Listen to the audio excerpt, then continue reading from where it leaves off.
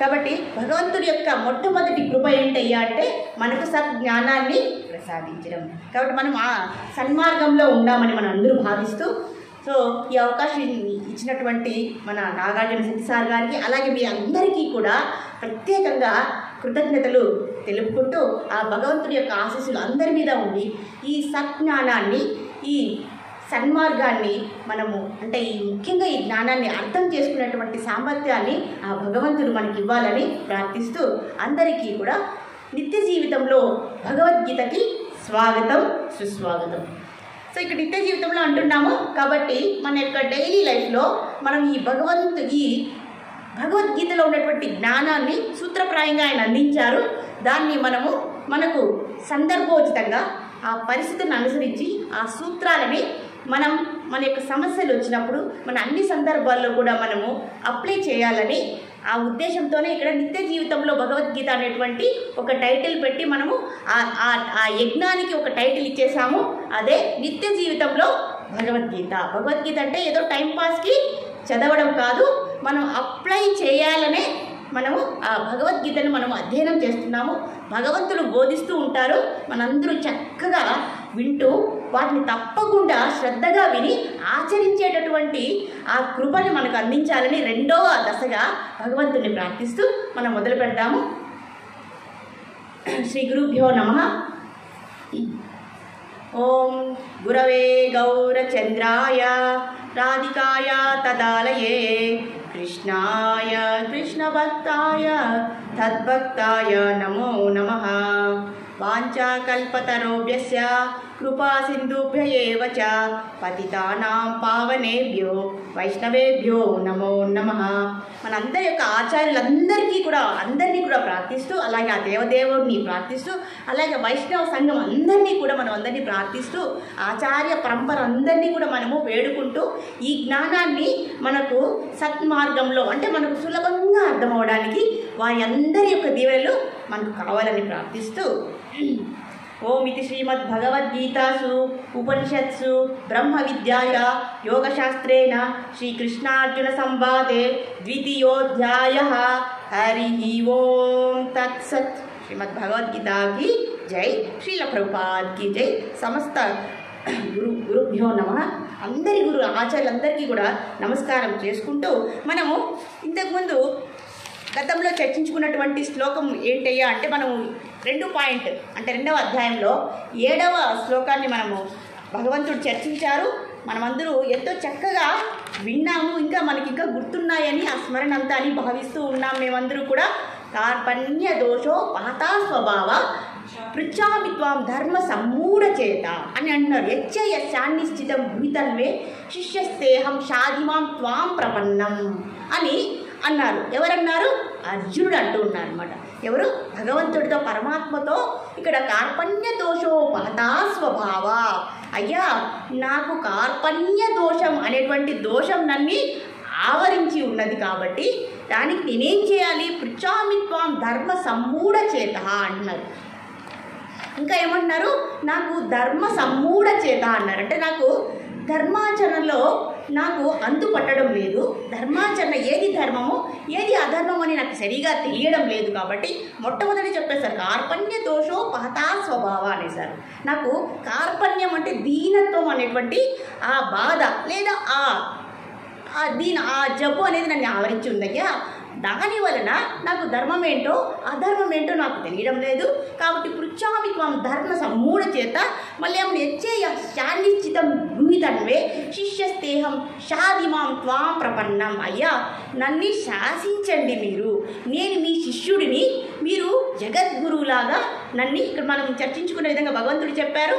ఎప్పుడైతే అర్జునుడు శిష్యుడిగా మారుతారో అప్పుడు భగవంతుడికి ఉన్నటువంటి అనేక రూపాల్లో ఒక రూపమైనటువంటి ఆ జగద్గురు రూపం అనేది బయటికి వచ్చేసింది. అప్పుడు ఈయన ఎవరు? మన అర్జునుడు. అయ్యా నేను మీ శిష్యుడిని, ఇప్పుడు నేను మీ శిష్యుడిని, నేను మీ శరణాగతి పొందుతున్నాను, మీరు ఎలా ఉపదేశం చేస్తే అలా నేను నడుచుకుంటాను, అలా నేను పరిపాలిస్తాను అనే మాట ఇచ్చేశాడు ఇక్కడ. కాబట్టి ఇక్కడ అర్జునుడు శిష్యుడు అయిపోయాడు, పరమాత్మ జగద్గురు అయిపోయాడు. అవునా కదండి? అండ్ దానితో పాటుగా మనము కూడా శిష్యులం అయిపోయాము గత శ్లోకంలో. అలాగే పరమాత్మ మనకు కూడా జగద్గురువు అయిపోయారు. చిన్న పిల్లలైనా పెద్దవాళ్ళైనా అందరికీ జగద్గురువు కృష్ణం వందే జగద్గురు అని చెప్పేశారు. కాబట్టి మనకి ఏ ధైర్యము లేదు, ఇప్పుడు భగవంతుడు అని అనుకోవాల్సిన అవసరం లేదు, ఆయన జగద్గురువుగా వచ్చేసారు. కాబట్టి మనం ఇప్పుడు జగద్గురువుకి ఏంటయ్యా స్పెషాలిటీ ప్రత్యేకత అంటే, ఇప్పుడు కూడా గురువులు మనల్ని పర్సనల్గా తీసుకుంటారండి. చెప్పాము రాజశాసనం అంటే ఏంటి, గురు శాసనం అంటే ఏంటో మనం తేడా చెప్పుకున్నాం. ఇక్కడ రాజశాసనం అంటే రాజు ఒక్కటి చెప్పాడంటే మనకు నచ్చినా నచ్చకపోయినా పాటించవలసింది. కానీ గురువు అలా కాదండి. ఆచార్యులు ఏం చేశారు, మనకి ఎలాంటి మన సందర్భాన్ని బట్టి మన సమస్యని బట్టి ఆయన ఉపదేశం చేస్తారు, మనకు ఎందుకు చేయాలో చెప్తారు, ఎలా చేయాలో కూడా చెప్తారు. అలాగే పనిష్మెంట్గా ఏం చేస్తారు, ఆయన మన యొక్క జ్ఞానాభివృద్ధికి ఆయన పాటుపడతారు. కాబట్టి ఇప్పుడు మనము కూడా శిష్యులము అయిపోయాము. గత శ్లోకం యొక్క ఆధారంగా భగవంతుడు మనకి ఇలాంటి ఉపదేశం అనేది భగవంతుడు మనకు చేశారు. మరి అంతకన్నా ముందుగా మనం చెప్పాం, యోవా ఏతదక్షరం గార్గి అవిరుత్వ అస్మాత్ లోకాత్ ప్రైతి సత్కృపణః అనేసారనమాట. అయ్యా నేను కృపనుణ్ణి, నాకు కృపణత్వం అనేది ఉంది అని బృహదారణ్యకోపనిషత్ ద్వారా చెప్పేస్తున్నారనమాట. ఇక్కడ ఉపనిషత్ వాక్యాన్ని కూడా చెప్పేస్తున్నారు. ఉపనిషత్ ఆధారంగా కూడా అర్జునుడు చెప్పేస్తున్నారు. తన మనసులో ఉన్నటువంటి భావాన్ని ఉపనిషత్తుల ఆధారంగా కూడా చెప్పారు. ఇక్కడ చూడండి, పరమాత్మే కాదండి, అర్జునుడు కూడా ఎన్నో రకాలుగా చెప్తూ ఉన్నాడు. అందులో భాగంగా యోవా ఏతదక్షరం గార్గి అవిరుత్వ తస్మాత్ ఏవ అని చెప్పేస్తున్నారు. తస్మాత్ లోకాత్ ప్రైతి సత్కృపణః, అయ్యా నేను కృపణుణ్ణి అని చెప్పేశారు. ఇప్పుడు ఇంకా దానికన్నా ముందుగా నెక్స్ట్ శ్లోకంలో మనం అర్థం చేసుకోవాల్సిన విషయం ఏంటయ్యా అంటే, మనుష్యానాం సహస్రేషు అని చెప్తున్నారు. అయ్యా మనుషులు చాలామంది ఉన్నారు, వేల మందిలో మనుషులు ఉన్నారు ఇక్కడ. కచ్చిత్ యతతి సిద్ధయే యతతామపి సిద్ధామాం కచ్చిన్ మా వేది తత్వతః అన్నారయ్యా. వేల మంది మనుషులలో ఒక్కరు మాత్రం పరిపూర్ణత కోసం ప్రయత్నిస్తారు. ఆ పరిపూర్ణత కోసం ప్రయత్నించిన వారిలో కూడా ఎవరో అరుదుగా నేను అనే సత్యాన్ని తెలుసుకుంటారు అని చెప్పేస్తున్నారు. అయ్యా మనుష్యానం సహస్రేషు, వేల మందిలో ఒక్కరు ప్రయత్నం చేస్తారట.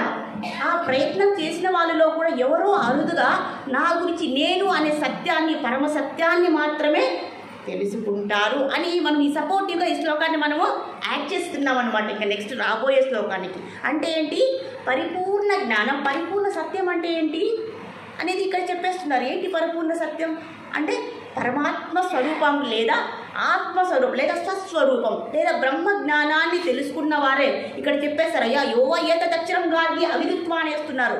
అయ్యా ఎవరైతే ఆత్మస్వస్వరూపాన్ని లేదా స్వస్వరూపాన్ని లేదా పరమాత్మ స్వరూపాన్ని లేదా పరమాత్మ జ్ఞానాన్ని తెలుసుకోకుండా ఈ శరీరాన్ని వదిలేసి వేరే లోకానికి వెళ్తారో వాళ్ళనే కృపణుడు అంటారు లేదా దీనుడు అంటారు. దీనుడు అంటే అన్నీ కోల్పోయిన వాళ్ళని దీనుడు. కాబట్టి మనము ఈ ఆత్మజ్ఞానాన్ని తెలుసుకోకుండా శరీరాన్ని వదిలేసామనుకోండి, వాళ్ళని ఏమంటారట, దీనుడు లేదా కృపణుడు అంటారట. అంటే వాళ్ళ యొక్క స్థితి ఏమవుతుంది, ఎందుకంటే వాళ్ళ గురించి వాళ్ళకే వాళ్ళ యొక్క అస్తిత్వాన్ని వాళ్ళే తెలుసుకోకుండా ఈ ప్రపంచాన్ని వదిలి వెళ్ళిపోతారు. మరి వారి యొక్క అస్తిత్వం ఏమని భావించారు, శరీరం వదలక ముందు శరీరం అని భావిస్తారు. శరీరం అని భావించి అన్ని కర్మలు చేసి ఆ కర్మ ఫలితాన్ని ముందు ముందు జన్మలలో అనుభవించబోతూ ఉన్నారు.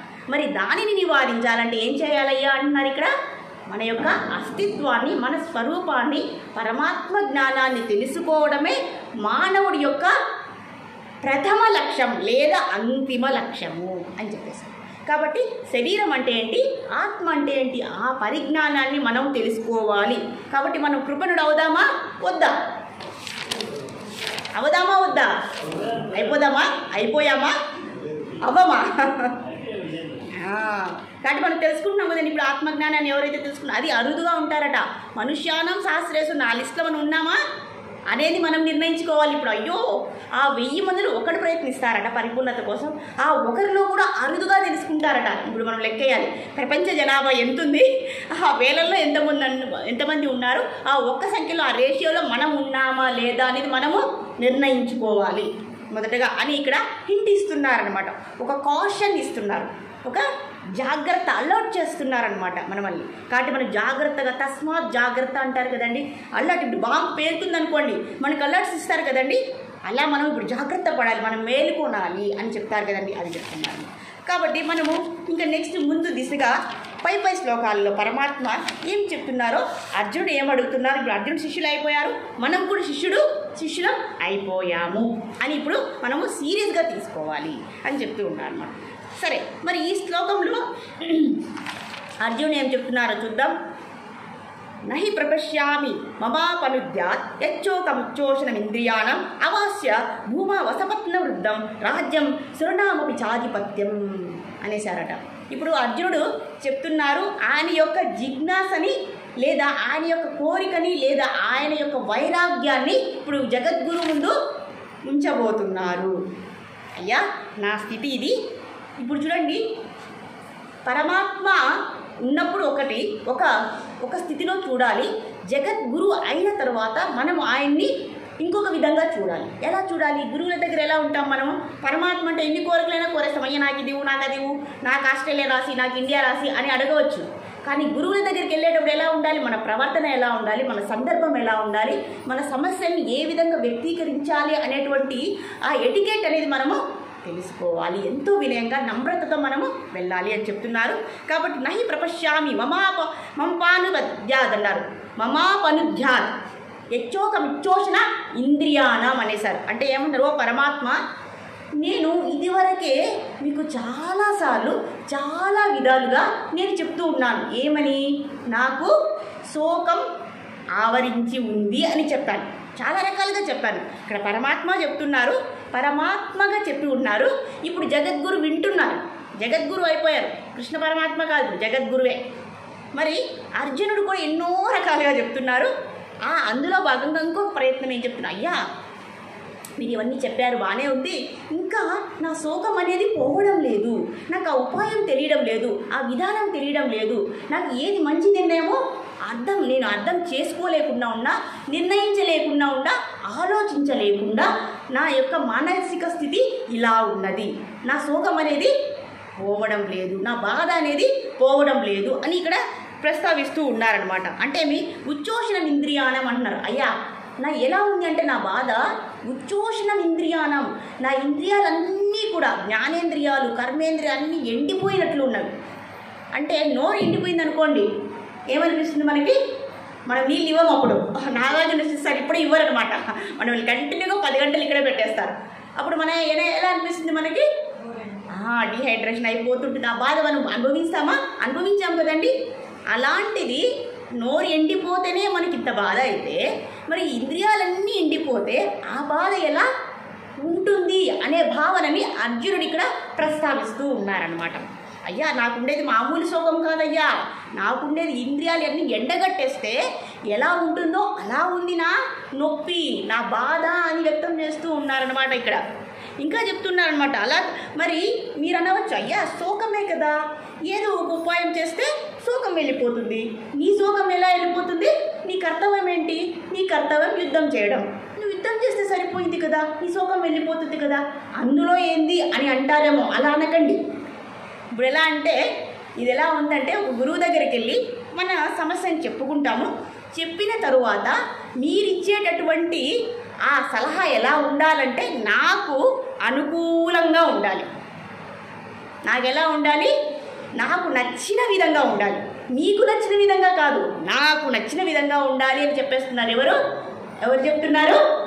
అర్జునుడు. చూడండి ఎంత బాగా చెప్పేస్తున్నాం. అప్పుడే పరమాత్మ జగద్గురు ఇంకో విధంగా చెప్పేస్తారేమో అని ఇక్కడ జగద్గురు గారు చక్కగా వింటున్నారు. ఏమీ మాట్లాడడం లేదు, చక్కగా ఏం చెప్తున్నారో చక్కగా వింటున్నారు. అయ్యా మీరు నన్ను ఇలా అంటారేమో, అలా అనకండి, వెంటనే చెప్పేస్తున్నారు. మరి కాబట్టి నేను యుద్ధము చేయను అని ఇక్కడ చెప్పేస్తున్నారు. మరి ఇతరులు ఏమైనా నాకు సలహాలు ఇస్తారేమో, ఆ సలహాలు కూడా నాకు అవసరం లేదు. మళ్ళీ అదే స్థితికే వచ్చారు. అన్ని చుట్టి వచ్చి మళ్ళీ నేను యుద్ధం చేయననే చెప్పేస్తున్నారు. ఇప్పుడు పరమాత్మగా ఉన్నప్పుడు అదే చెప్పారు, జగద్గురు అయినప్పుడు కూడా అదే చెప్పేస్తున్నారు. ఇది మనం చాలా చాలా అర్థం చేసుకోవాలి. ఒక గురువుతో మనం ఎలా సంబోధించాలి, ఎలా మన బాధను వ్యక్తం చేయాలి, ఎలా ప్రవర్తించాలి అనేటువంటి ఎటికేట్ని మనం తప్పనిసరిగా తెలుసుకోవాలి అని ఇక్కడ మనకు చెప్పిస్తూ ఉన్నారనమాట. సరే అయ్యా, ఇంకా ఫర్దర్ ఈజ్ ఎక్స్టెండింగ్. ఎలా? యుద్ధం వలన 2 లాభాలు లేదా 2 ప్రయోజనాలు అనుకోండి. ఆ 2 లాభాలు ఏంటయ్యా అంటే, ఒకటి యుద్ధం వల్ల చూడండి, రాజ్యంలో నేను ఎప్పుడైతే రాజ్యాన్ని అంటే యుద్ధంలో నేను జయించాను అనుకోండి, శత్రువులందరినీ కూడా అందరూ సంహరించబడతారు. శత్రువులందరూ మరణించిన తరువాతే నాకు విజయం వస్తుంది. అవునా కదండి? మరి ఆ రాజ్యంలో శత్రువులు ఎవరైనా ఉంటారా? శత్రుశేషం అనేదే మిగలదు. ఏ రాజ్యంలో అయితే శత్రువులు అనే వాళ్ళే ఉండరో ఆ రాజ్యం ఎలా ఉంటుందండి? ఎంతో ఆనందంగా ఉంటుంది కదండి. మన ఇంట్లో మన కుటుంబంలో అందరూ బాగున్నారనుకోండి, మనకి ఎంత సంతోషం. మరి ఒక్కరు బాగలేదనుకోండి, మనకి ఎలా ఉంటుంది? అలాంటి స్థితి ఇక్కడ కూడా చెప్తున్నారు. కాబట్టి ఎప్పుడైతే రాజ్యంలో ఎవరే శత్రువులు అనేవారే లేరో అప్పుడు ఆ రాజ్యం ఎంత సుభిక్షంగా ఉంటుందండి. కాబట్టి అలా ఉన్నా కూడా నాకు ఈ శోకం అనేది పోదు, నాకు నమ్మకం లేదు అంటున్నారు. మరి ఆ రాజ్యం మనకి దక్కేసింది. మళ్ళీ ఇక్కడ అర్జునాదులు కానీ ధర్మరాజునాదులు కానీ వీళ్ళు పరిపాలన చేయడంలో దక్షులు, ఎక్స్పర్ట్స్ అన్నమాట. వాళ్ళకు చాలా నైపుణ్యం, ప్రజ్ఞ, ఆ పరిపాలన విధానం అంతా కూడా వాళ్ళకు కొట్టిన పిండితో సమానం అన్నమాట. అలాంటి దక్షత కలిగినటువంటి వాళ్ళు ఎవరయ్యా అంటే అర్జునాదులు, అలాగే ధర్మరాజునాదులు. ఇంతమంది ఉండగా ఆ రాజ్యం ఎలా ఉంటుందండి? సుసంపన్నంగా ఉంటుంది. ఏమైనా తక్కువ ఉంటుందా? ఏ తక్కువ కూడా ఉండదు. అంటే ధాన్యాలైన, ఐశ్వర్యాలు, ఆభరణాలు ఏవైనా కూడా సంపద వాళ్ళకి సమూలంగా సుభిక్షంగా ఉంటుంది. కాబట్టి ఈ విధంగా వచ్చినటువంటి రాజ్యం వల్ల అయినా సరే ఇది నా శోకాన్ని పోగొట్టదు. వింటున్నారండి? అర్థం చేసుకుంటున్నారా? కాబట్టి మేము గెలిచినా, ఆ రాజ్యాన్ని జయించినా నా శోకము పోదు అని చెప్పేస్తున్నారు. మరి ఒకవేళ యుద్ధంలో నేను ఓడిపోతే ఏం చేయాలి? ఓడిపోయేటప్పుడు నేను మరణించేంత వరకు యుద్ధం చేయాలి. ఆ మరణించిన తరువాత యుద్ధంలో మరణిస్తే ఏమవుతుంది? వీర స్వర్గాన్ని పొందుతాం. అవునా కదండి? వీర స్వర్గాన్ని పొందినా కూడా నా ఈ శోకము పోతుందని నాకు నమ్మకం లేదు. ఇలా ఎవరైనా అనుకుంటారండి? ఇప్పుడు మీకు రాజ్యం వచ్చేసింది, సంపద వచ్చేసింది, మీకు సంతోషం ఉండదా? ఉంటుందా? ఉంటుందా? Very good. మీకండి రాజ్యాన్ని మీకు జయించారు, ఆ రాజ్యం అంతా మనకు దక్కింది, ఆ శత్రువులే లేరు, చాలా సంపూర్ణంగా సన్నద్ధంగా ఉంది, పరిపూర్ణంగా ఉంది. మరి మీరు సంతోషపడతారా? దుఃఖిస్తారా? మీకు సంతోషం కలుగుతుందా లేదా దుఃఖం కలుగుతుందా? మరి ఎందుకండి అర్జునుడికి శోకం? ఆ సంతోషం నాకు కలగదు అని ఎందుకు అంటున్నారు? మనకి బంధువులు లేరా?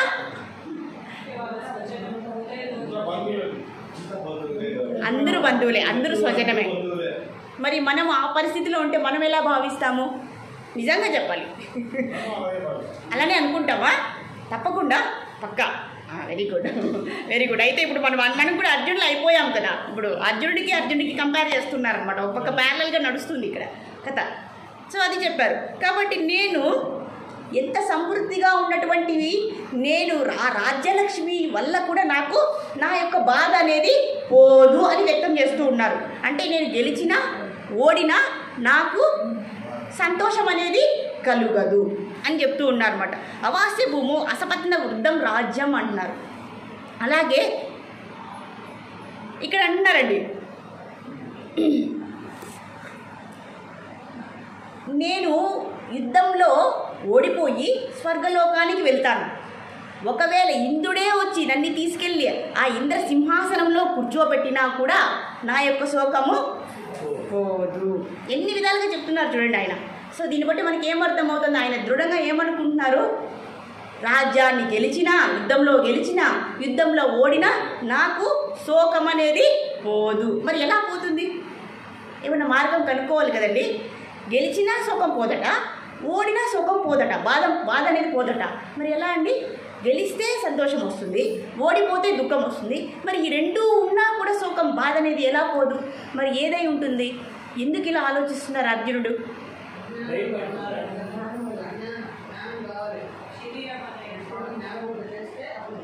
జ్ఞానం కావాలి. Very good. మీరేమంటారు?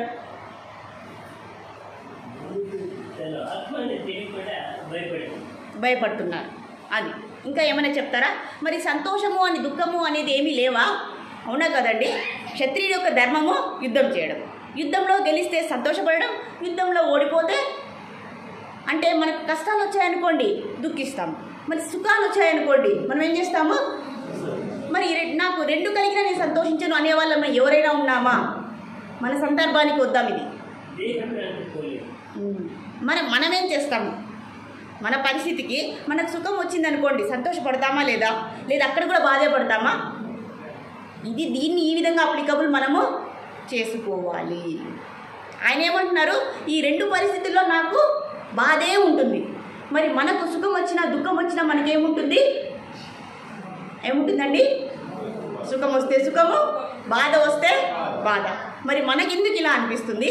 అర్జునుడికి ఎందుకు అలా అనిపిస్తుంది? దీన్ని మనం సూక్ష్మంగా అర్థం చేసుకోవాలి, బాగా ఆలోచించి అర్థం చేసుకోవాలి అని ఇక్కడ చెప్తున్నా. కాబట్టి అయ్యా నన్ను స్వర్గానికి వెళ్ళి తీసుకుపెట్టి ఇంద్రపదం ఇచ్చినా కూడా నా యొక్క శోకం అనేది పోదు అని చెప్తున్నారు. మరి అర్జునుడే చెప్తున్నారు, మరి నా శోకం ఎలా పోతుంది అంటే మీరు ఉపదేశం చేస్తే, మీరు నన్ను శాసిస్తే నా యొక్క శోకం అనేది పోతుంది అని చెప్తున్నారు. అవునా కదండి. చాలా చాలా అర్థం చేసుకోవాలి. ఇది ఎలా ఉందంటే మనం ఎప్పుడు కూడా పనులు చేస్తున్నప్పుడు మన అంతరాత్మ ఒకటి చెప్తూ ఉంటుంది, ఆ సందర్భాలు ఆ పరిస్థితులు ఇంకోటి చెప్తూ ఉంటాయి. మంచిదాన్ని చెడుదాన్ని కూడా పర్వాలేదు చేస్తే ఏమవుతుంది అని మన మనసుతో పోరాడుతూ ఉంటాం, నిత్యము పోరాడుతూ ఉంటాం. అవునా కదండి. అక్కడ ఆ సందర్భాల్లో మనము ఈ జ్ఞానాన్ని అప్లికబుల్ చేయాలి అని ఇక్కడ అంటూ ఉన్నారనమాట. కాబట్టి మీరు ఉపదేశం నిజంగానే ఇంతవరకు ఉపదేశం చేయలేదండి భగవంతుడు, పరమాత్మ చేశారు కదా, అయ్యా నువ్వు యుద్ధమే చెయ్యా అని కదా మొదటి నుంచి కూడా ఆయన ప్రస్తావిస్తున్నారు. మరి మళ్ళీ ఏంటి నీ ఉపదేశం కావాలంటారేంటి అర్జునుడు? ఆలోచించారా? మొదటి నుంచి పరమాత్మ యుద్ధమే కదండి చేయమన్నారు, పరమాత్మ రూపంలోనూ అదే చెప్పారు, జగద్గురువు కూడా అదే చెప్తున్నారు. మరి ఎందుకు ఇంకా మళ్ళీ మీరు నన్ను శాసించండి ఎందుకు చెప్తున్నారు? గురువుగా శాసించండి అంటున్నారా? Very good. ఆ ప్రస్తావనకే వద్దాం. ఇప్పుడు చూడండి, భగవంతుడు మనకి చెప్పారనుకోండి, భగవంతుడు మనకిచ్చే సలహాతో పాటు ఫ్రీ విల్ కూడా ఇస్తారు. మరి ఇక గురువు ఉపదేశము చూడండి, గురువుని స్వీకరించడం లేదా గురువుని ఆశ్రయించడం అంత ఆషామాషి విషయం కాదు. Once we are surrender to the such bona fide guru and we have to abide his rules and regulations, whatever his ఉపదేశం, whatever it is we have to obey him. ఇది అనమాట. లేదంటే గురు ధిక్కారం అయితే మనకు అదేమవుతుంది? పాపంలాగా మనకు సంభవిస్తుంది అనేటువంటి ఆ శాస్త్రజ్ఞానం ఉండనే ఉంది. మరి ఇక్కడ చెప్తూ ఉన్నారు, అయ్యా మీరు నాకు ఉపదేశం చేయాలి. ఎందుకు చేయాలంటే నాకు సంతోషం అనేది లేదు, ఈ రెండు సందర్భాల్లో నాకు సంతోషం అనేది లేదు. మరి అర్జున్ని మనం ఎలా అర్థం చేసుకోవాలి? ఆయనకు మిగిలినది అసంతృప్త అని అనుకున్నాం అనుకోండి. అసంతృప్తి అనే భావాన్ని కలిగినటువంటి దశలో అర్జునుడు ఉన్నాడా? ఎందుకంటే అర్జునుడు ఆయనకున్నటువంటి జ్ఞానం సామాన్యమైనది కాదు. ఆయన ఎంతో యోగ సాధన చేశారు, అలాగే ఎన్నో జపతపాలు చేశారు, అలాగే ఋషివర్యుడి యొక్క సాంగత్యాన్ని పొందారు. ఇలా ఆయనవి ఎన్నో దేవతారాధనలు ఇలా ఎన్నో చేశారు. యోగ సాధన చేసిన వాళ్లకు మొట్టమొదట ఉండవలసినటువంటి లక్షణం ఏంటయ్యా అంటే సంతోషము. ఎప్పుడూ కూడా మనము అసంతృప్తిగా ఉండకూడదు. యోగ సాధన యొక్క మొదటి నియమం ఏంటయ్యా అంటే సంతృప్తికరంగా ఉండడం. అన్ని సందర్భాల్లో కష్టం వచ్చినా నష్టం వచ్చినా అన్ని పరిస్థితుల్లో మనము సంతోషంగా ఉండాలట. యోగాభ్యాసం చెప్పినటువంటి ప్రధానమైన నియమము ఇదే. కాబట్టి మనం కూడా అన్ని పరిస్థితులు ఎలా ఉండాలయ్యా?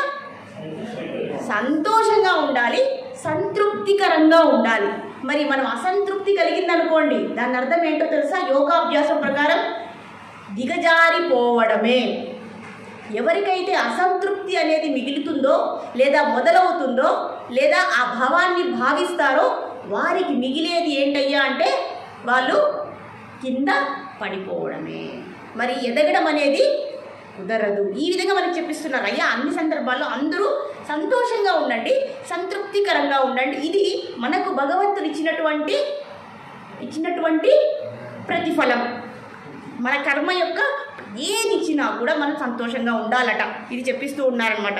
మరి ఇక్కడ అంటున్నారు, అయ్యా సరే ఇప్పుడు మనం గురువుని ఆశ్రయించాలంటే మనకు ఉండవలసినటువంటి మొట్టమొదటి పరిస్థితి లేదా మొట్టమొదటి యోగ్యత ఏంటయ్యా అంటే వైరాగ్యము. ఇప్పుడు గురువు వచ్చేసారు, మరి గురువు ఎప్పుడు బోధిస్తారయ్యా మనకు? మనలో వైరాగ్యము ఉన్నప్పుడే. మరి వైరాగ్యం ఉందా అర్జునుడికి? ఉందా లేదా? వైరాగ్యం లేదా? ఎవరన్నారు లేదని? Very good. వైరాగ్యం లేదా?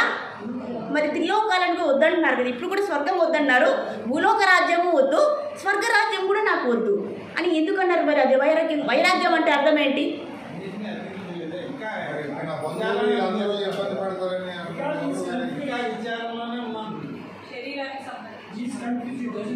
నేను అడుగుతున్నది అసలు వైరాగ్యం అంటే ఏంటి? అన్నిటినీ అంటే ఏంటి స్పష్టంగా?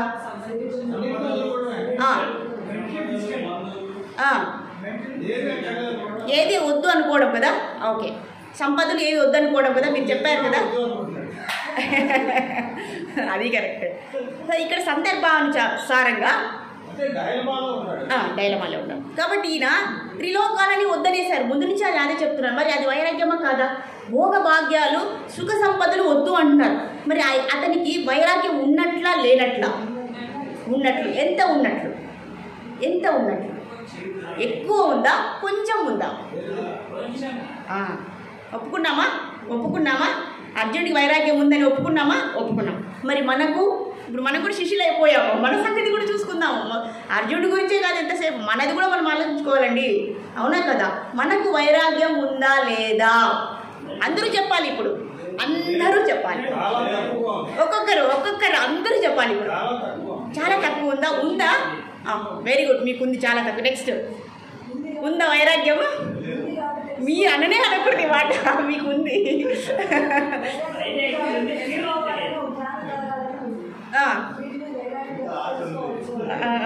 ఇక్కడ పరిపూర్ణ వైరాగ్యం అడగడం లేదండి. వైరాగ్యం ఉందా కొంచెమైనా? ఇంకా వెనకల వాళ్ళు చెప్పాలి. వైరాగ్యం మనకు ఉందా లేదా? ఎంత ఉంది? లేదా? ఎవరికి లేదు వైరాగ్యం? Very good. ఇక్కడ ఎవరికి లేదా? మళ్ళీ మీరు మాతాజీలు చెప్పాలి. వైరాగ్యం ఉందంటారా లేదంటే? ఒక్క మాట. ఎక్కువ ఉంది కాబట్టే మనము బయట అన్ని పనులని, భౌతికమైన పనులు, విలాసాలు అవన్నీ వదిలేసి ఈ మంచి సమయాన్ని మనము భగవంతుడి కోసం వచ్చాం, ఆ జగద్గురువు కోసం వచ్చాం. అవునా కదా? దీన్ని బట్టి ఆలోచిస్తే మనకు వైరాగ్యం ఉందా లేదా? మన సినిమాలకు వెళ్ళిపోవచ్చు అండి, షాపింగ్లకు వెళ్ళిపోవచ్చు కదా, లేదా టీవీలో సీరియల్ చూసుకోవచ్చు కదా. అయ్యా మాకు అవన్నీ వద్దయ్యా, మేము నువ్వు చెప్పేటటువంటి జ్ఞానాన్ని ఇంతో కొంచెం తెలుసుకుంటాము. మరి ఎంతైనా ఉంది కదండి. అర్హత మనకు ఇప్పుడు ఈ సందర్భానికి సరిపోతుంది.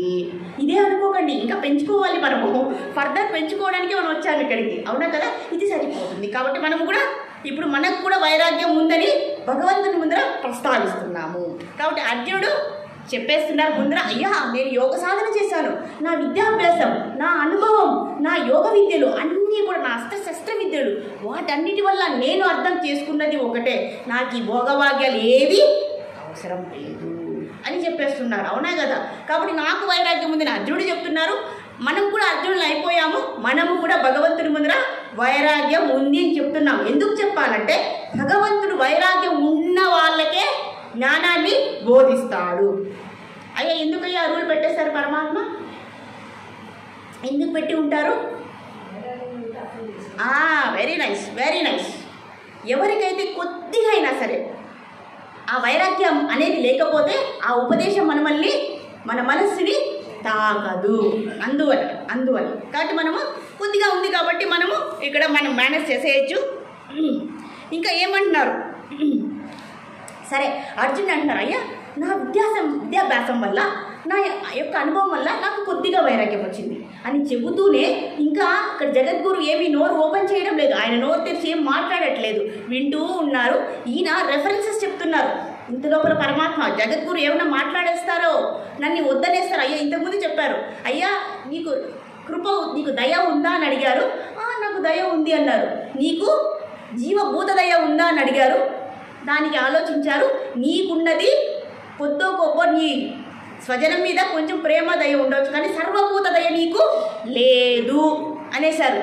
మరి ఏముంది, కృపయా పరయా విశ్రమం చెప్పేసుకున్నాడు అర్జునుడు. నీకు జీవభూత దయ అంతా లేదు అన్నారు. మరి ఇంకేముందయ్యా నా దగ్గర అంటే, నీ దగ్గర ఉన్నది హృదయ దౌర్బల్యము అన్నారు. మరి వైరాగ్యం కూడా నీ దగ్గర పరిపూర్ణంగా లేదు అనేసారు.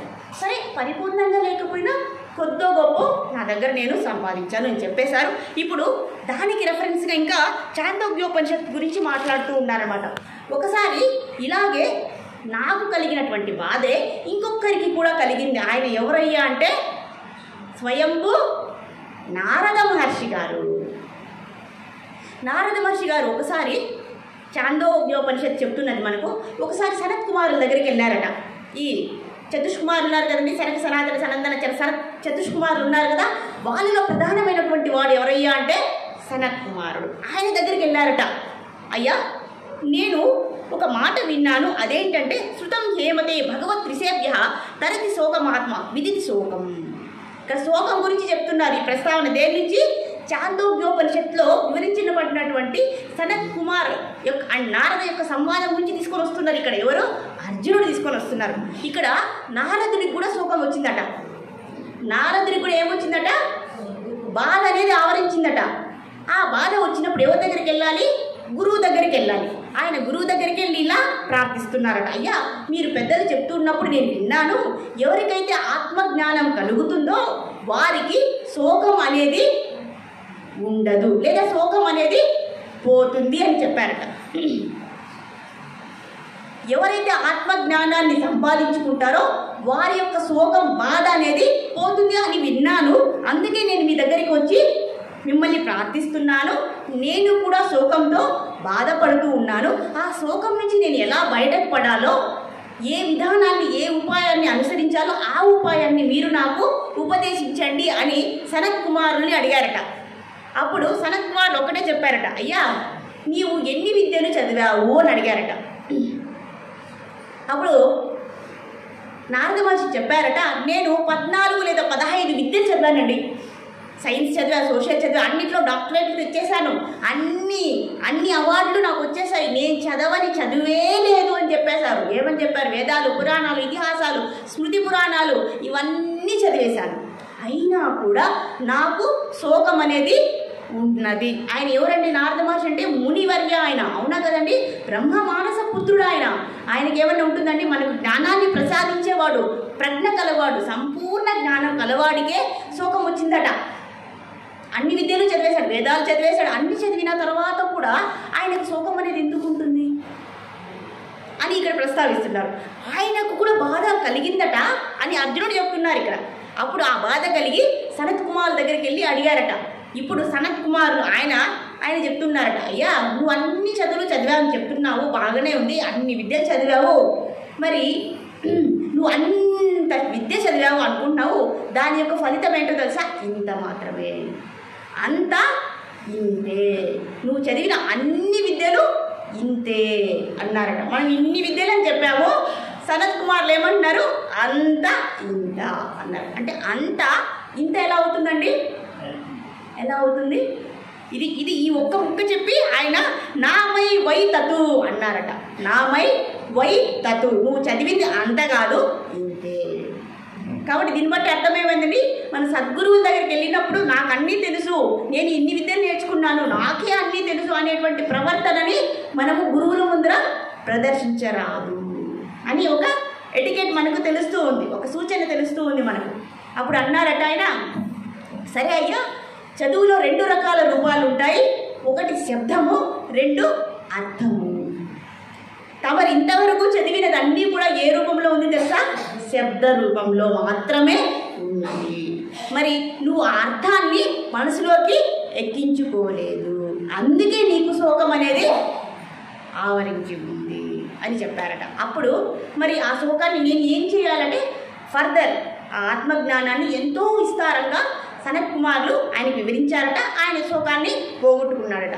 ఈ సందర్భాన్ని, ఈ వృత్తాంతాన్ని అర్జునుడు తీసుకొచ్చి జగద్గురు ముందర పెట్టారు. అంటే నీ శోకం అంటే ఏదో చిన్న శోకం అనుకుంటున్నారా? నాకుండ శోకము, నాకుండది సామాన్యమైన శోకం కాదు, చాలా పెద్ద శోకము. మనం చెప్తాం కదండి, నీ బాధ ఎంతయ్యా, నా బాధ ఎంత తెలుసా? నీకు వచ్చే కష్టము ఒక కష్టమా, నా కష్టం తెలిస్తే నువ్వు మూర్చపోతావు అని చెప్తాం కదండి.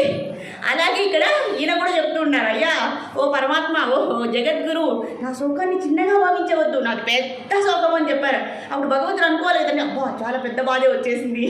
ఇవన్నీ పరమాత్మకు తెలియవండి. ఈ చాందోగ్య ఉపనిషత్తులు ఇవన్నీ కూడా అవన్నీ చెప్పారు, రెఫరెన్స్గా చెప్తూ ఉన్నారనమాట. కాబట్టి నారదుడు నారం దదాతి ఇది నారద, నారదుడు సామాన్యమైన వాడు కాదండి. నారం దదాతి ఇది నారద అంటున్నారు. అంత సర్వజ్ఞుడికే శోకం వచ్చిందంటే దీన్ని మనం ఇంకో విధంగా తీసుకోకూడదు. ఆయనకే బాధ వచ్చిందంటే మనకి బాధ రాదు అనుకోకూడదు. ఆయన ఏం చేశారో దాన్ని కూడా మనం కూడా చేయాలి. ఇప్పుడు కూడా మనము పాజిటివ్నే తీసుకోవాలని ఇక్కడ చెప్తూ ఉన్నారనమాట. కాబట్టి ఈ సంవాదాన్ని తీసుకొచ్చారు. మరి నోరు ఎండిపోయింది అనుకోండి, ఏం చేయాలి? నీళ్లు తాగాలి. మరి కళ్ళు ఎండిపోతే కళ్ళు మూసుకోవాలి. దీనికి పెద్ద సమస్య కాదు ఇది. కళ్ళు రెస్ట్ తీసుకోవాలి. అలాగే నీకు ఇంద్రియాలు ఎండిపోయాయి అనుకోండి, నీళ్ళు తాగమంటారా? ఏం చేయాలి? ఇంద్రియాలకు రెస్ట్ ఇవ్వాలి. మరి ఇంద్రియాలు ఎండిపోతున్నాయన్నారు. ఇక్కడ ఇంకో ప్రస్తావన తీసుకొచ్చారు. కఠోపనిషత్ నుంచి ఒక వృత్తాంతాన్ని తీసుకొచ్చారు. నచికేతుడు అనేటువంటి ఒక 10 సంవత్సరాల బాలుడు, వాళ్ళ యొక్క తండ్రి పేరు కూడా వజస్రవ అనమాట. ఆయన ఒకసారి యజ్ఞం చేస్తుంటారు, విశ్వజిత్ అని యజ్ఞం చేస్తూ ఉంటారు. ఈ నచికేతుడు ఇలా 10 ఏళ్ల కుర్రవాడు వాళ్ళ నాన్న దగ్గరికి వెళ్ళి ఎంతసేపు ఆయన వచ్చి ఇబ్బంది పెట్టు డిస్టర్బ్ చేస్తూ ఉంటారట. ఆయన యజ్ఞం పూర్తయిన తర్వాత గోవులని ఆయన దానం చేస్తూ ఉంటారనమాట.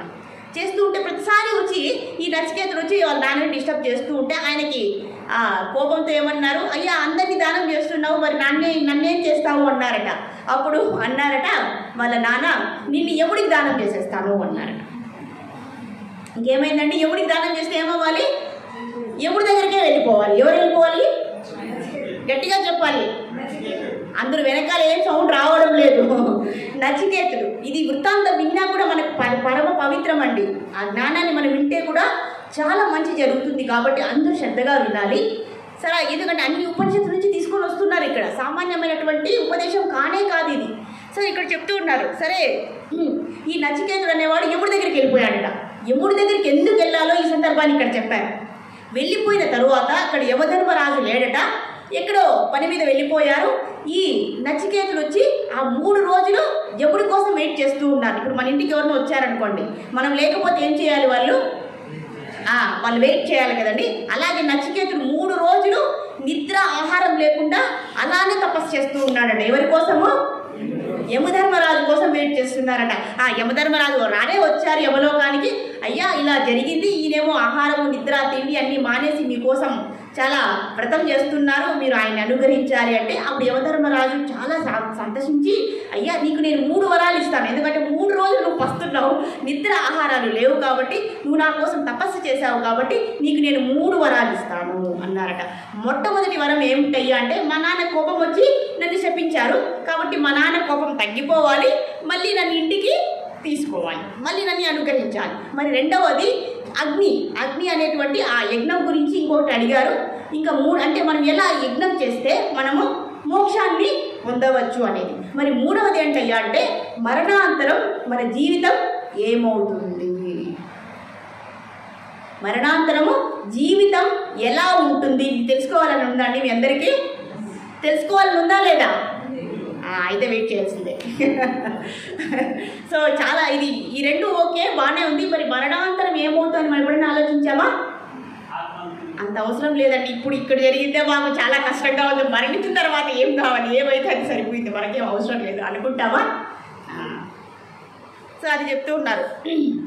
కాబట్టి ఇక్కడ నచికేతుడు చెప్తున్నాడట, 3వ వరంగా నాకు నీవు మరణాంతరం ఏమవుతుందో నాకు చెప్పాలి, ఆ వరాన్ని నువ్వు ప్రసాదించాలి, నాకేం అవసరం లేదు అన్నారట.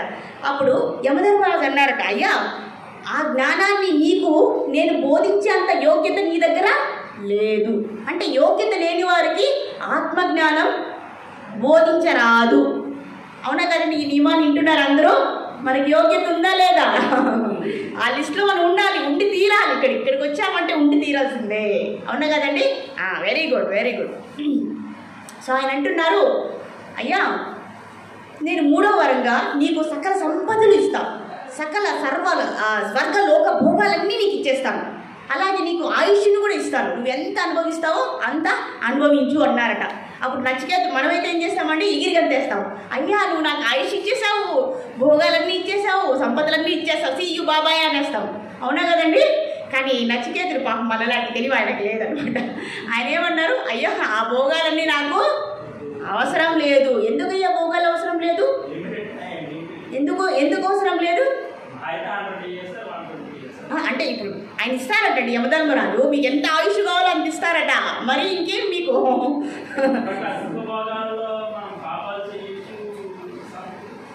అవన్నీ మామూలే. కానీ ఫస్ట్ అయితే పాపాల గురించి ఆలోచిస్తా, అయ్యో ఇచ్చిందే చాలరా, నీకు 1000 రూపాయలు 1000 కోట్ల లాటరీ తగిలింది అనుకోండి, అయ్యో ఆ 1000 కోట్లతో పాపం వస్తుంది అనుకుంటామా, అయ్యో ఫస్ట్ ఇచ్చేసే మళ్ళీ బాబాయ్ అనేస్తాం, మళ్ళీ ఆ మనిషి చూడాలనుకో, ఎందుకంటే మళ్ళీ లాక్కుంటారు కాబట్టి. స్వామికి 80% ఇచ్చేస్తారబ్బా, వెరీ గుడ్ బా, very good very good. So ఇక్కడ అంటున్నారంట, ఈ నచికేతుడు అంటున్నాడంటే, అయ్యా ఆ భోగాల మీద నాకు ఆశ లేదు, ఎందుకంటే అవి శాశ్వతం కాదు. అంతకు మించి ఇంకొకటి ఏంటయ్యా అంటే, ఆ భోగాలను భోగిస్తే మన ఇంద్రియాలన్నీ కూడా ఎండిపోతాయి, లేదా అరిగిపోతాయి, లేదా వాటి యొక్క తేజస్సు పోతుంది. అంటే జ్ఞానేంద్రియాలు ఏంటండి, కళ్ళు, ముక్కు, చెవి, నోరు.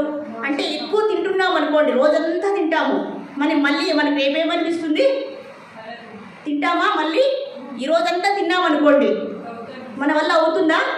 రోజంతా పెట్టేస్తాం మీకు ఆహారం, సకల భోగాలు, సకల ఏమంటారు ఐటమ్స్, ఆ పదార్థాలన్నీ పెట్టేస్తాం ఈ రోజంతా. ఈ రోజు నుంచి మీరు రేపు మధ్యాహ్నం వరకు తింటూనే ఉండాలి అని మనం నియమం పెట్టామనుకోండి, ఎంత తింటాము? ఈజిప్షియన్స్ అట్లే చేశారటండి. వాళ్ళు తినడము, ఎందుకంటే వాళ్ళకి రకరకాల పదార్థాలు తినాలని భలే ఆశ అంటండి ఈజిప్షియన్స్కి. వాళ్ళు ఇలా అనేసి వాళ్ళు బాగా తినేసి వెంటనే వాటిని కక్కేయడం, మళ్ళీ తినడము, మళ్ళీ కక్కడం, మళ్ళీ తినడం, మళ్ళీ కక్కడం, ఇలా చేసి వాళ్ళ యొక్క ఆయుష్ కూడా తగ్గిపోయిందట. కాబట్టి మన ఇంద్రియ శక్తి అనేది పరిమితంగా ఉంటుంది. ఎక్కువ చూసామనుకోండి కళ్ళు దెబ్బతింటాయి, ఎక్కువ విన్నామనుకోండి మళ్ళీ చెవులు దెబ్బతింటాయి, ఎక్కువ తిన్నామనుకోండి మొత్తం మన తినడానికి కూడా నోరు అనేది సహకరించదు. అలా మన ఇంద్రియాలన్నింటినీ కూడా ఉన్నాయి కదా అని ఎక్కువ వాడేసామనుకోండి ఏమవుతాయి, వాటి యొక్క తేజస్ సర్వేంద్రియానం జరయతి తేజ అంటున్నారు. సర్వేంద్రియానం జరయతి తేజ, వాటి యొక్క తేజస్సు పోయి, వాటి యొక్క శక్తి పోయి మనము ఎలా అవుతాము, క్షీణించిపోతాం. కాబట్టి అయ్యా నాకు ఆ భోగాలన్నీ అవసరం లేదు, నా ఇంద్రియాన్ని నేను ఎండగట్టుకోవాలనుకోవడం లేదు అని నచికేతుడు ఏ విధంగా అన్నాడో అదే సందర్భాన్ని అర్జునుడు తీసుకొచ్చి, అయ్యా నాకు కూడా ఎటువంటి భోగాలు అవసరం లేదు అని ఎవరికి చెప్తున్నారు?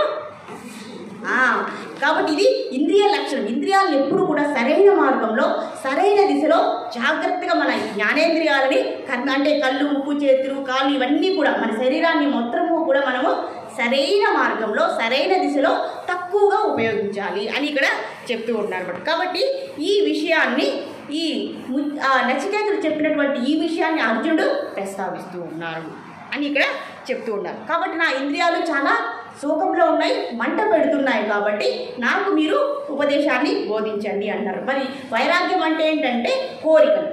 ఎవరైతే కోరికలను తగ్గించుకుంటారో వాళ్ళకు మాత్రమే ఉపదేశం అనేది అందుతుంది అని చెప్పారు. కాబట్టి మనము వైరాగ్యాన్ని ఇంకా ఎలా పెంచుకోవాలంటే కోరికలను తగ్గించుకోవాలి. మరి కోరికలలో 2 కోరికలు ఉన్నాయండి.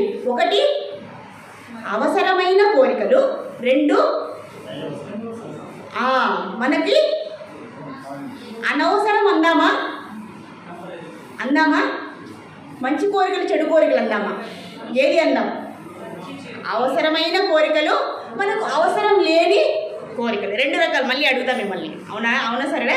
కాబట్టి మనకు అవసరమైన కోరికలు, మన బేసిక్ నీడ్స్ గురించి మనము కోరుకుందాం దేవుడు. మరి మనకు ఇప్పుడు చూడండి, ఈ ఇల్లు సరిపోయింది, నాకు పెద్ద ప్యాలెస్ కావాలనుకోవడము అది అనవసరమైంది. కాబట్టి మనం ఆ కోరికల్ని తగ్గించుకుందాం. అయ్యా వైరాగ్యం అంటే అన్నీ తగ్గించుకోవాల్సిన అవసరం లేదు, కొన్ని కోరికల్ని తగ్గించుకుందాం అని దాన్ని సాధన చేద్దామని ఇక్కడ చెప్తూ ఉన్నారు. ఈ విధంగా వైరాగ్యాన్ని మనం ఎప్పుడైతే అతి కోరికలను తగ్గించుకుంటామో అప్పుడు మన మనస్సు కూడా శాంతిగా ఉంటుంది, మన ఇంద్రియాలు కూడా రెస్ట్ అనేది దొరుకుతుంది. మరి కొందరు చెప్తారండి, అయ్యా నేను 10 బిల్డింగులైనా సంపాదించేటటువంటి సామర్థ్యం నాకున్నదే, మరి నేను గొమ్మన కూర్చోవాలా సోమరిపోతులాగా అని అడిగారు అనుకోండి.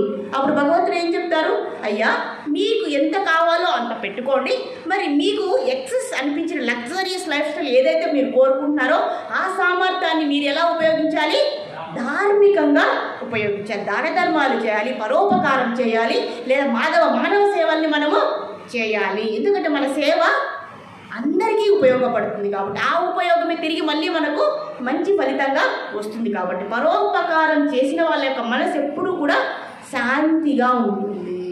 కాబట్టి అటువంటి వాళ్ళకే వైరాగ్యం అనేది సంప్రాప్తిస్తుంది. అప్పుడే ఇక్కడ జగద్గురువు మనకు జ్ఞానాన్ని ప్రసాదిస్తారు. కాబట్టి ఎవరికైతే వైరాగ్యం ఉందో వాళ్ళకు మాత్రమే ఇక్కడ జగద్గురువు ఆత్మజ్ఞానాన్ని బోధిస్తారు.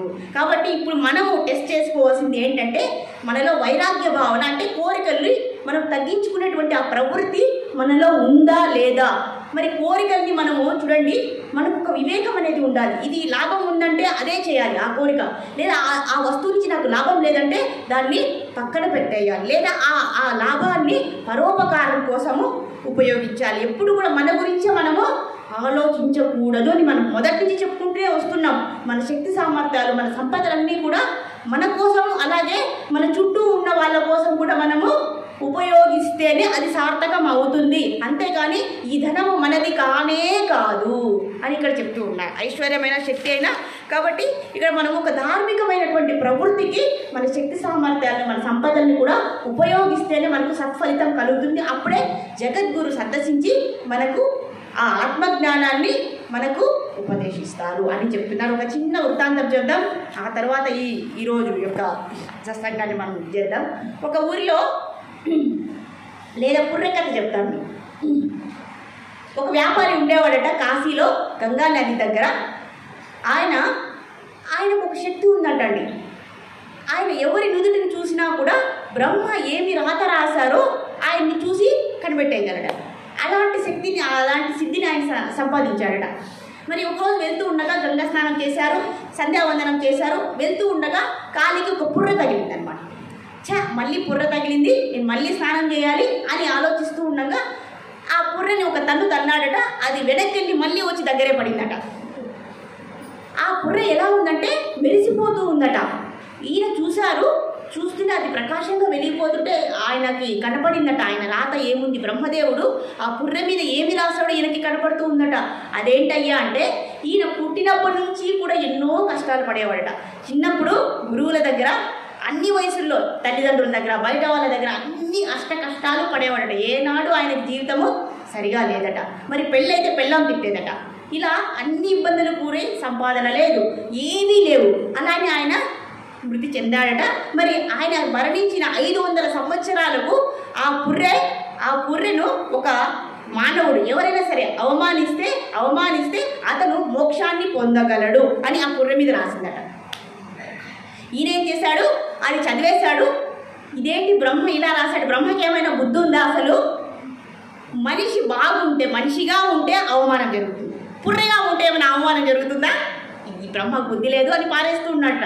కానీ మళ్ళీ ఒక సందేహం వచ్చిందట, చూద్దాం ఈ పుర్రెకు కూడా ఎలా అవమానం జరుగుతుందో చూసి మరీ పారేద్దాం అనుకున్నట్ట. సరే ఆ పుర్రెని తీసుకెళ్ళి మర్రి చెట్టులో తొర్రలో దాచిపెట్టాడట. మరి దాచిపెట్టిన తర్వాత ఒక 10 రోజు వచ్చి దాన్ని పలకరించేవాడు. ఒకరోజు ఏదో వివాహం ఉందని బయట వెళ్ళిపోయాడు. అంతలోపల ఏమైందంటే ఇంకొక విచిత్రమైన సంఘటన జరిగింది. ఆ రోజు వచ్చి యథావిధిగా గంగా స్నానం చేశారు. తీరా చూస్తే ఆ పుర్రె అనేది అక్కడ మాయమైపోయింది. అయ్యో ఎక్కడ వెళ్ళిపోయింది అని ఆయన ఆలోచిస్తూ ఉన్నారట. ఆలోచించే లోపల వాళ్ళ భార్యమని అడిగిందట, అయ్యా ఓ భర్త గారు, మీరు ఏం ఆలోచిస్తున్నారో నాకు తెలుసు అన్నదట. అవునా, నేను ఆలోచించేది నీకెలా తెలుసు అంటే, మీరు ఆ పుర్రె గురించి ఆలోచిస్తున్నారు కదా అన్నదట.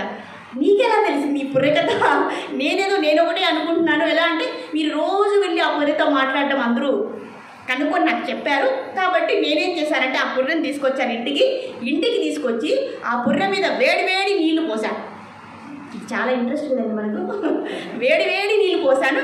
అది ఏమవ్వలేదు ఆ పుర్రె. మళ్ళీ ఏం చేసినాను, కాలే నూనె తీసుకొచ్చి ఆ పుర్రె మీద వేశాను. అప్పుడు కూడా ఏం కాలేదు. ఇలా కాదని చెప్పి దాని మీద కారం చల్లాను. అప్పటికి కూడా అది కాలేదు. నాకు కసి తీరలేదు. ఎందుకంటే ఆమె భర్తకి రెండవ భార్య. మొదటి భార్య పుర్రెని అలా చేస్తుంది అనుకుంటుంది ఆవిడ. ఇలా కాదు, నా పుర్రెకి ఏమీ అవ్వలేదు, వేడి నీళ్ళు పోసినా అవ్వలేదు, వేడి నూనె పోసినా అవ్వలేదు, ఇలా కాదని రోట్లో వేసి రోకలితో దంచి పెట్టిందట. దంచి పిండిలాగా మార్చేసి ఆ పిండిని తీసుకెళ్ళి గంగలో కలిపిందట. ఎప్పుడైతే గంగలో కలిపితే ఏమవుతుందండి? సో అక్కడ రాసినటువంటి ఆ బ్రహ్మ రాత ఏంటయ్యా అంటే 500 సంవత్సరాల తర్వాత ఒక స్త్రీ అవమానించడం వల్ల అది గంగలో ఆ బుర్ర యొక్క మొత్తం అస్తిత్వము కూడా ఆ గంగలో కలిసిపోయి మోక్షం అనేది సంప్రాప్తించింది అన్నారట. అయ్యో, నువ్వు ఆ పని చేసింది ఇది, ఇప్పుడు ఆ మోక్షాన్ని నువ్వే కలిగించావు, ఆమె నీ సవతి కాదు, కాబట్టి ఆ బుర్ర ఏదో నాకు తెలియదు, కాబట్టి ఇది జరిగింది, కాబట్టి బ్రహ్మరాతని మనము మార్చలేము అన్నారు. కానీ బ్రహ్మరాతను కూడా మార్చేటటువంటి ఒకే ఒక సందర్భం ఏమిటయ్యా అంటే ఒక సద్గురువు దొరికినప్పుడు, ఆ సజ్ఞానం లభించినప్పుడు, ఆత్మజ్ఞానం లభించినప్పుడు. లైక్ ఇది ఎలా ఉందంటే, ఒక ఉదాహరణ మార్కండేయ మహర్షి తెలుసు కదండి. మార్కండేయ మహర్షి ఒక 6-7 ఏళ్ల ప్రాయంలోనే ఆయనకి మృత్యు అనేది సంప్రాప్తించాలి. కానీ శివుడి యొక్క ప్రసన్నత వల్ల ఆయన ఏం చేశాడు, శివలింగాన్ని గట్టిగా పట్టేసుకున్నాడు. ఆ యమపాశం వచ్చేసి ఆ మార్కండేయుని మీద పడినది. వెంటనే ఏమైంది, ఆ యముడు వెళ్ళి దూరంగా పడిపోయాడు. అవునా కదండి? ఆ విధంగా శివుడు వచ్చి ఆయనకి చిరంజీవి అయ్యేటటువంటి అద్భుతమైనటువంటి వరాన్ని ఇచ్చాడు. ఆ అద్భుతమైన వరంలో కూడా ఆయన చెప్పారట, మన శ్వాస అంటే మనం రోజుకి ఎన్ని శ్వాసలు తీస్తామండి, ఆ అన్ని శ్వాసలను కూడా, ఒక్కొక్క శ్వాసను కూడా బంధించే విధంగా, అంటే మనం బంధనం చేస్తాం కదండి, ఆ అంటే స్తంభింపజేసేది శ్వాస. అంటే రోజుకి 10 తీసుకున్నాం అనుకోండి, రేపు 5, ఎల్లుండి 3, ఆ ఎల్లుండి 2, ఆ ఎల్లుండి 1, ఆ ఎల్లుండి లేదు. అలా శ్వాసను స్తంభింపచేసేటటువంటి విద్యను శివుడు ఆయనకి ప్రసాదించాడు. ఈ విధంగా ఆయన మార్కండేయుడు 7 కల్పాలు ఆయనకి, 7 కల్పాలంటే 7 రోజులు 7 సంవత్సరాలు కాదండి, చాలా పెద్ద ఆ జీవిత ఆయుష్ని ఆయనకు ప్రసాదించారు. కాబట్టి బ్రహ్మరాతని కూడా మార్చేటటువంటి ఆ జ్ఞానం ఏదైతే ఉందో అదే భగవద్గీత జ్ఞానం. హరే కృష్ణ కృష్ణ కృష్ణ హరే హరే, హరే రామ రామ రామ హరే హరే. శ్రీల ప్రభుపాదికి జై. శ్రీమద్ భగవద్గీతకి జై.